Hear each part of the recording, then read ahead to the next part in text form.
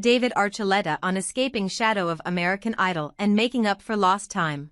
To even live feels like a rebellion now, because I'm living as a queer person. In this candid Q&A, singer opens up about the unlikely journey, from closeted Mormon kid to bona fide LGBTQ plus sex symbol, that has led to his new Earthly Delights EP. When David Archuleta became an overnight teen heartthrob in 2008 via American Idol and his #2 pop single Crush, he was extremely uncomfortable with all the attention from his adoring female fans. "I had no sense of sexuality when I was 16, 17, he admits to Gold Derby. "I was so avoidant of it. I was really out of touch with my feelings, but intentionally, because I was so afraid of them." At the time, Archuleta wasn't quite sure why he was so terrified. But some American Idol viewers seemed to figure it out years before he actually did. "I feel like a lot of people watched and they're like, oh, there's something off about this kid. He seems a little gay or a little queer," Archuleta muses.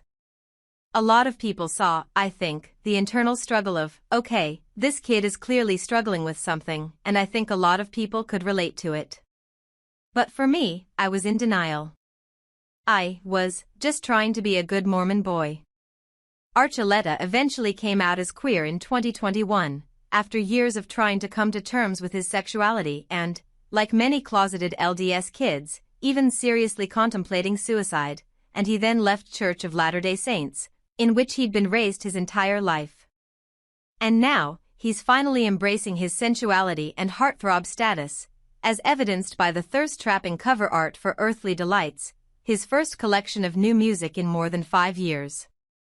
Right now, both professionally and personally, Archuleta, at age 34, is in what he calls full indulgence mode, exploring romances with men, going clubbing, taking mushrooms and Molly at raves and music festivals, definitely making up for lost time, and basically just living his best life. "I wish I would have known that it wasn't as dangerous to live life, to the point where it was like, what if I mess up my life by drinking and doing drugs? But at least from a religious perspective, even alcohol and drugs is better than being gay, so I've already done the worst thing, so let me try that," Archuleta shrugs. "The fact that I almost took my life before because I thought I could get in trouble, that I almost took my life away because I was so afraid to be gay, now I'm like, why not take risks? I don't know how long life is, so every day from this point on just feels like a bonus to me.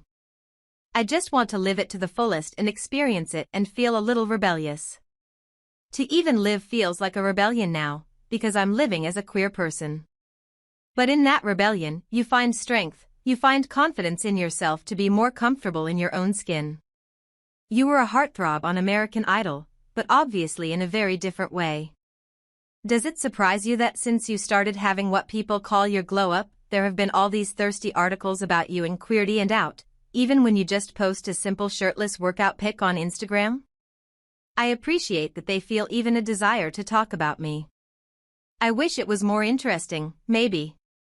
But if they're watching, then I hope that there's more to come with the music coming out.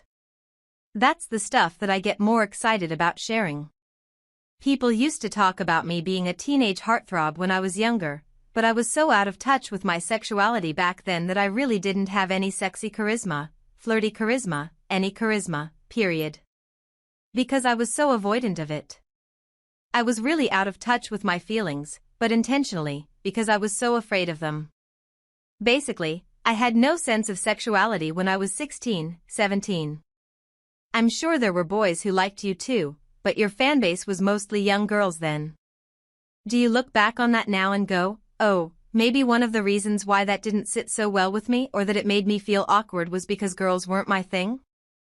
Yeah, I mean, sometimes it felt like girls were my thing, and sometimes I still wonder if sometimes there's a little bit of feeling, you're curious, and you wonder. But at the time, deep down I knew that if I explored those romantic feelings anymore, that feelings for guys would start coming out. And so, I just simply was like, I'm not even going to go there, then, because it's dangerous. I looked at it as a dangerous thing, and I think you could see me as kind of a deer in headlights a lot of times, because I was just like, let's just not think about it.